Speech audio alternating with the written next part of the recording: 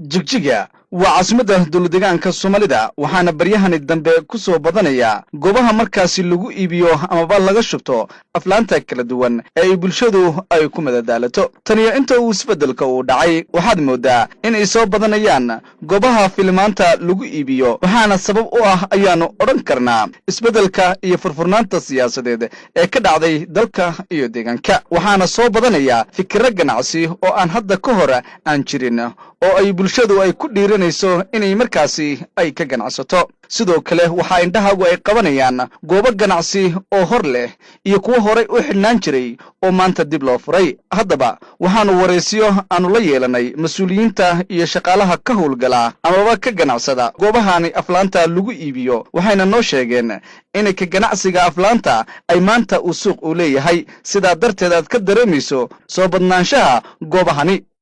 waxaan ka ganacsanaa waxa weeyaan waa filimanta sida mataqaanay filimanta hindiga fanbrojka musalsalada mataqaanaa musalsalka oo kale Mareykanka filimanta iyagoo ka turjumaya mataqaanay taariikhda diinta oo mataqaanaa filimanta ay ka mid yihiin Cusmaaniyiinta oo iyaga laftirkooda cayn musalsal oo kale loo soo turjumo marka filimanta ka ganacsanaya ganacsiga waa filimanta aflaantu waxay nagu soo gaaraan anaga Gmail bay nagu soo gaaraan oo mataqaanaa Gmail ahaan bay nagu soo gaaraan oo mataqaanaa halka ay Muqdisho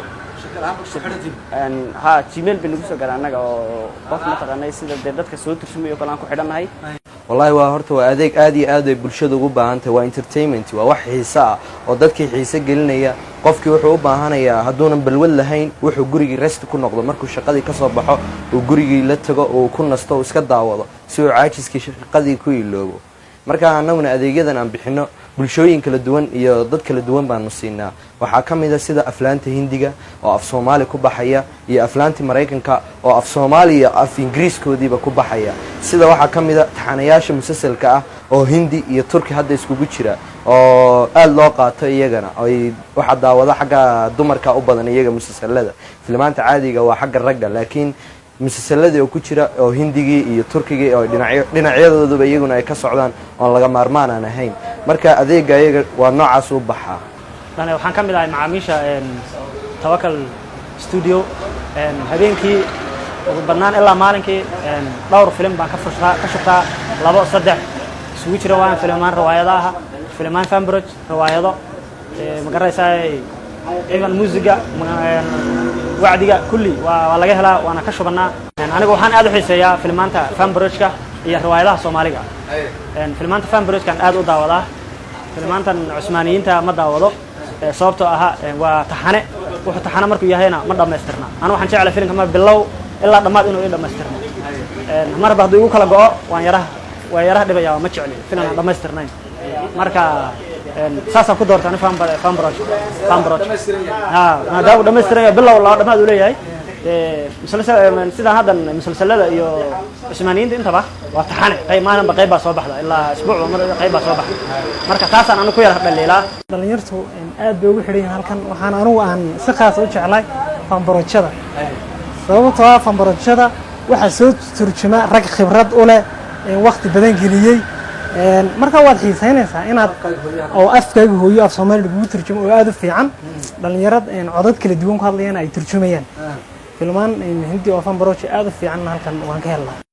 geesta kale waxa ay sheegeen ganacsatadani filimanta iibisa iyo dadka u soo adeeg doontaba inay filimantani ay uga yimaadaan dalka aanu jaarka nahay ee Soomaaliya gaar ahaan magaalada Muqdisho sababtoo ah bulshadu waxa ay danaynaysaa filimanta ku baxa afka Soomaaliga sida awgeeda maadaama unsan deegaankeena ay ka jirin shirkad wax turjinta halkaasi ayayna ka soo iibiyaan kadib ay bulshada ka sii iibiyaan